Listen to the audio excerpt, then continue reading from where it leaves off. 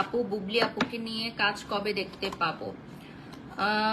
বুবলি আপু তো দেশের বাইরে গেছে, এটা তো আজকে আপনারা জানছেন, বাট এটা তো আমি অনেক আগে থেকে জানি। মানে আমরা যারা ভেতরের মানুষ আছি, মিডিয়ার মানুষ, আমরা তো অনেক আগে থেকে জানি যে উনি দেশের বাইরে গেছেন। সো আজকে তো জানছে সবাই সোশ্যাল মিডিয়াতে। তো যারা হচ্ছে আমরা ভেতরের কাজ করি ওরা তো জানি আগের থেকেই।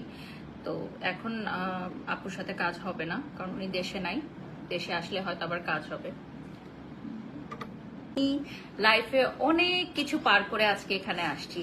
সো এই সব ছোটখাটো নেগেটিভিটি আসলে আমাকে ওভাবে ট্রমাটাইজড করা বা থাকে না যে আমি নিজের প্রতি আমার নিয়ন্ত্রণ হারায় যাবে, নট লাইক দ্যাট।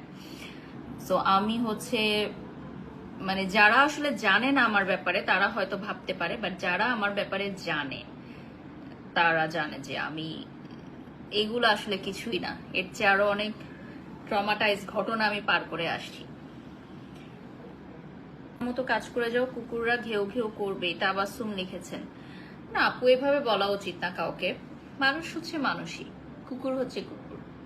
কখনোই মানুষকে প্রাণীদের সাথে তুলনা দেওয়া এটা খারাপ, কারণ আল্লাহর সৃষ্টির সেরা জীব হচ্ছে মানুষ, তাই না? তো